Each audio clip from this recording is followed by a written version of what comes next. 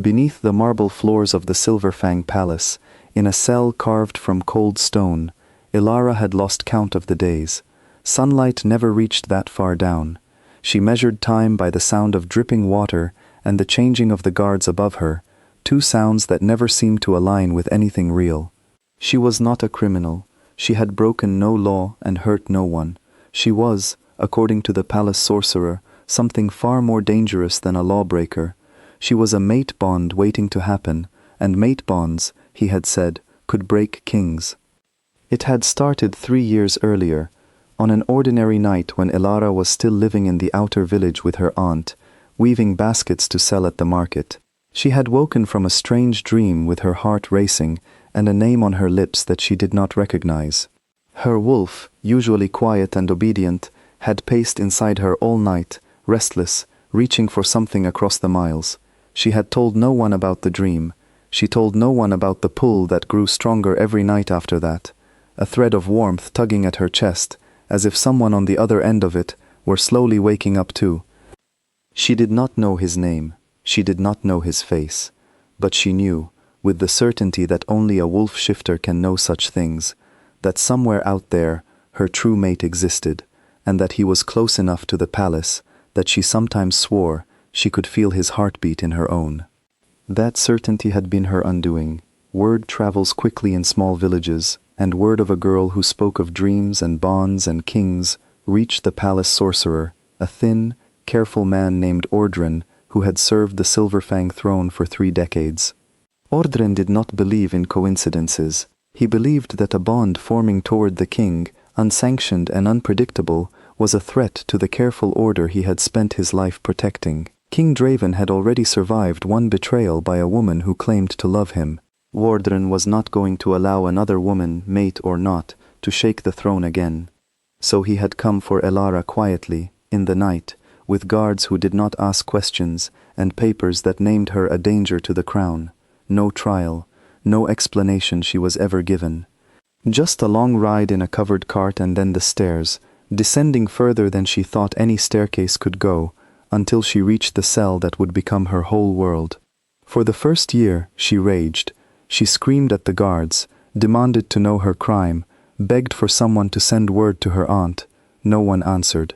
For the second year, she wept, quietly, in the dark, and told herself that whoever her mate was, he did not know she existed, and perhaps that was for the best, because loving her had apparently been enough to cost her everything. But somewhere in the 3rd year, something in Ilara refused to break completely. Every night, when the palace above her grew quiet, and even the guards seemed to sleep, she closed her eyes and reached along that invisible thread with everything she had left. She did not know if he could hear her. She did not know if he was even real, or if her mind, starved of light and company, had invented the pull to keep her from losing herself entirely. But she called anyway, night after night, because it was the only thing that still felt like hope. Above her, in rooms filled with firelight and warmth she could not imagine, King Draven ruled the Silverfang pack with a steady hand and a heart he had sealed away long ago.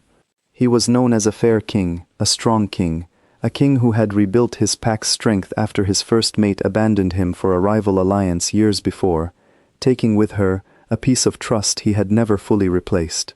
He did not speak of her. He did not think of mates at all if he could help it. He had convinced himself that fate had used its one chance with him and moved on. Except that for 3 years he had been hearing something he could not explain. It came at night, usually just as he was falling asleep, a faint call at the very edge of his senses, like a voice speaking from the bottom of a well. It was not words exactly. It was a feeling wrapped in sound, a pull low in his chest that made his wolf lift its head and listen. The first time it happened, he had dismissed it as exhaustion. The 10th time, he had asked his physician if such things were common among stressed alphas. The physician had no answer. By the 100th time, Draven had simply learned to live with it, the way a man learns to live with an old ache in a joint that changes with the weather. He told no one. A king who spoke of mysterious voices in the night, invited questions he had no interest in answering, especially from a court that still remembered how his last attempt at love had ended. He assumed, in the quiet corner of his mind where he allowed himself to wonder, that it was simply an echo of what he had lost, a memory dressed up as a feeling. Wolves were sentimental creatures, after all, even ones who tried very hard not to be. Tonight, the call came differently. Draven woke with a violent start, his hand already reaching for the dagger he kept beside his bed, though there was no threat in the room. His heart hammered against his ribs, not from fear, but from the sheer force of what had just moved through him. The voice, the pull, whatever it was, had never been this strong. It was not a whisper anymore.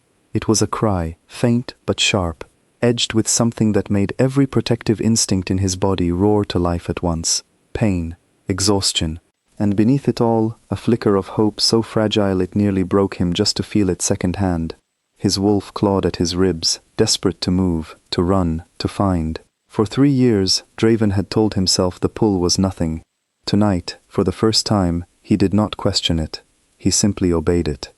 He rose from his bed and dressed quickly, ignoring the confused glances of the 2 guards stationed outside his chamber. He did not explain himself. He could not have explained himself even if he tried, because he did not yet understand what he was chasing, only that something inside him would not let him stop moving until he found it. The pull led him through the palace's familiar corridors first, past sleeping servants and dying torches, and he assumed it might lead him outside the walls entirely, toward the forest or the village beyond. Instead, it turned him downward. It led him past the great hall, past the old records room, toward a wing of the palace he rarely visited, one built centuries ago and used, as far as he knew, for nothing but storage. He found a staircase there that he did not remember existing, tucked behind a tapestry that looked as though it had not been moved in years.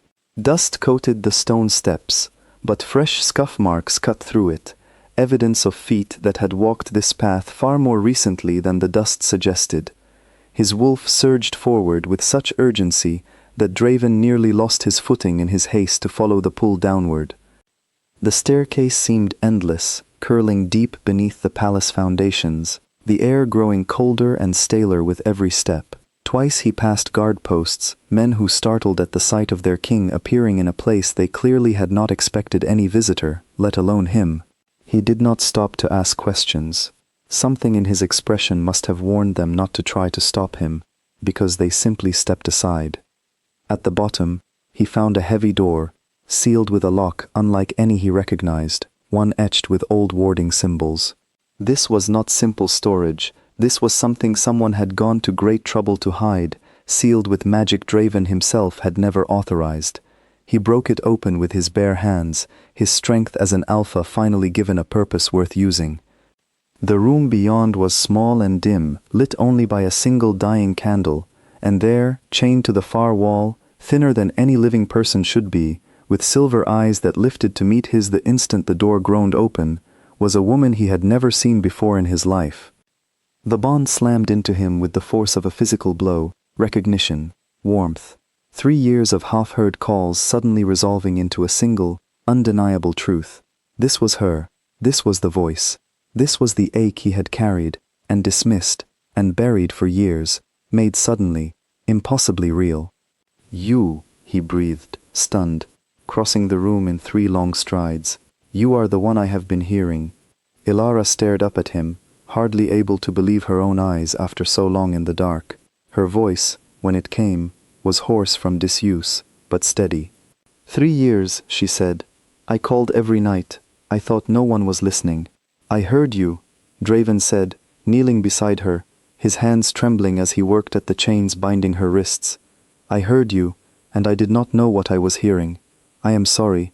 I am so sorry it took me this long." She wanted to say something in return, something to match the emotion rising in his voice, but her strength gave out before the words could form, and she slumped forward into his arms. He caught her easily, cradling her against his chest, as though she weighed nothing at all, which, after 3 years of near starvation, she nearly did. Fury replaced shock in Draven's chest as understanding settled over him. Someone within his own palace had done this. Someone had found his mate, imprisoned her, hidden her existence from him for years, and let him spend countless nights aching for a bond he did not understand, while she suffered in the dark just beneath his feet. He carried her from the cell himself, refusing every offer from the guards who came running at the commotion. He carried her up the long staircase, through the corridors, past the great hall, out into the open air of the courtyard, where the moon still hung high and full above the palace. He wanted her first breath of true freedom to come from him and no one else. The healers were summoned immediately. Draven stayed at her bedside through every hour of their work, refusing to leave even when they gently suggested he might rest.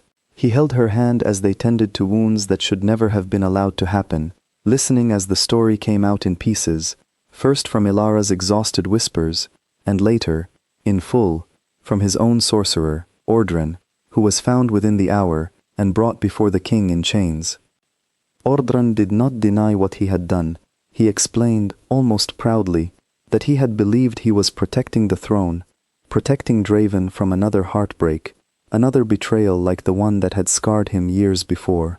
He had found Ilara through old records tracking unusual bond activity near the palace, confirmed her connection to the king through methods he refused to fully explain, and made the decision alone that the safest path for everyone was to remove her before the bond could ever fully form.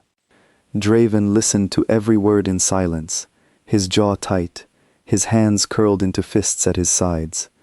When Ordren finished speaking, the king said only one sentence in response. "You took 3 years of her life, and 3 years of mine, to protect me from a happiness you never gave me the chance to choose for myself." Ordren was stripped of his position and led away to await judgment, and Draven turned his back on the whole affair, walking instead toward the room where Ilara rested, finally safe, finally warm, finally seen. In the days that followed, the palace slowly adjusted to a story no one had expected. The king, long thought closed off to any hope of a true bond, had a mate after all, one who had survived unimaginable cruelty simply by refusing to stop calling out into the dark. Ilara's recovery was slow but steady. Draven visited her every day, sometimes simply to sit beside her in silence, other times to tell her about the pack she was now part of, the responsibilities she would never be forced to carry alone. One evening, weeks later, as color finally returned to her cheeks and strength to her limbs, Ilara reached for his hand as he sat beside her bed. Her silver eyes, no longer dulled by exhaustion, held his steadily. "I did not know if anyone would ever hear me," she admitted quietly. Draven brought her hand to his lips, his voice rough with the weight of everything he still carried and everything he now intended to spend the rest of his life making right. "I heard you," he said, "and I will spend every night from now on making certain you never have to wonder if I am listening.